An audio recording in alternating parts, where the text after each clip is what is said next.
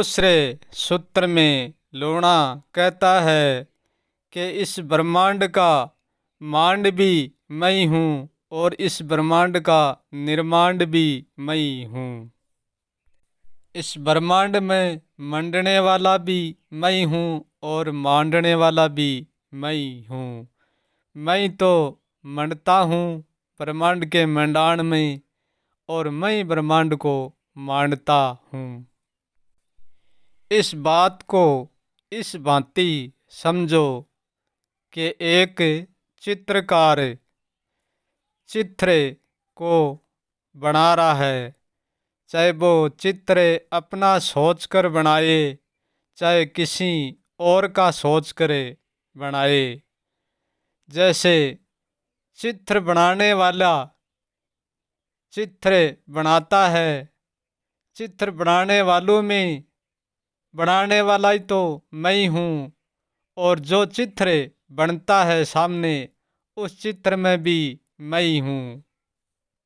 वो चित्र बनाने वाला आपका सोच कर चित्र बनाए तो भी उसी चित्र में मैं ही हूँ और दूसरे का सोच कर बनाए तो भी उसी चित्र में मैं ही हूँ। इसलिए चित्र बनाने वाला भी मैं ही हूँ और चित्र बनने वाला भी मैं ही हूँ। इसलिए ब्रह्मांड में मंडने वाला भी मैं ही हूँ और मांडने वाला भी मैं ही हूँ। इसलिए मांडने और मंडने का नाम ही ब्रह्मांड है। मांडने वाला और मंडने वाला दो होकर भी दो नहीं है।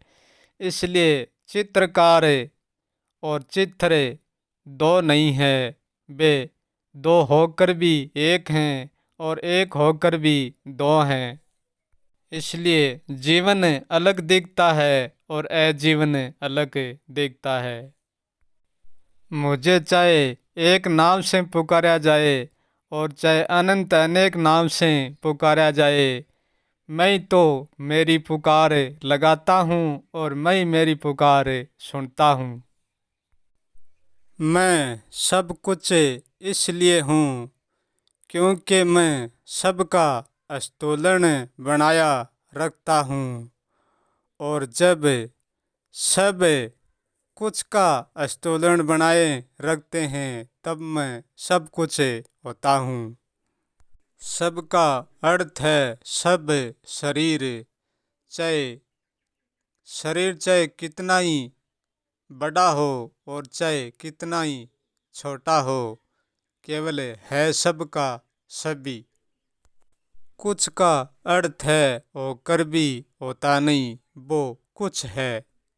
सब है वो देखने में आता है और जो कुछ है वो जानने में आता है।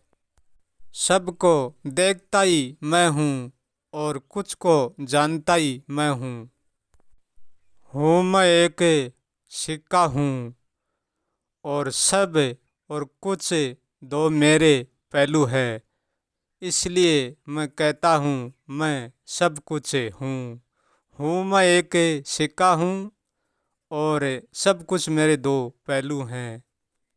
हूँ का मतलब है मैं सब कुछ हूँ। मैं हूँ के कारण और कुछ के कारण और सब के कारण मैं जाना जाता हूँ। यदि हूँ को उठा दिया और कुछ को उठा दिया और सब को उठा दिया तो मैं कुछ भी नहीं हूँ। फिर मैं भी मुझको नहीं जानता हूँ। फिर मुझको भी मेरे होने और न होने का कोई भी पता नहीं है। परंतु सच ये है कि हूँ मुझे कभी नहीं छोड़ती और कुछ भी मुझे कभी नहीं छोड़ती और सब भी मुझे कभी नहीं छोड़ती। इसलिए मैं खंड होकर भी अखंड हूँ। इसलिए मैं अजान होकर भी जानता हूँ। इसलिए मैं कुछ भी नहीं होकर सब कुछ हूँ और सब कुछ होकर भी कुछ नहीं हूँ। जहाँ तक मेरा जानना और मेरा नहीं जानना और मेरा होना और मेरा नहीं होना, वहाँ तक मैं हूँ। जहाँ तक होना और नहीं होना है, वहाँ तक मुझसे अलग कुछ भी नहीं है। जो मुझसे अलग है वो मुझ में कभी नहीं होगा। मैं ये तो नहीं कह सकता कि मैं कहाँ तक हूँ और कहाँ तक नहीं हूँ, परंतु इतना अवश्य कह सकता हूँ कि मैं असीमित होकर भी सीमित हूँ।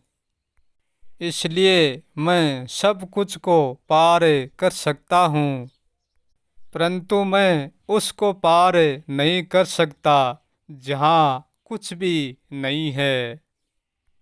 सब कुछ को पार करते ही जहाँ कुछ भी नहीं है वहाँ जानता ही मैं अटक जाता हूँ।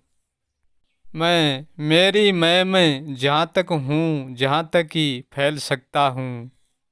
जहाँ कुछ भी नहीं है वहाँ मैं नहीं जा सकता, क्योंकि जहाँ कुछ भी नहीं है वहाँ पर कोई मैं को लेकर नहीं पहुँच सकता, और मैं जहाँ तक जाता हूँ वहाँ तक मैं को साथ लेकर जाता हूँ।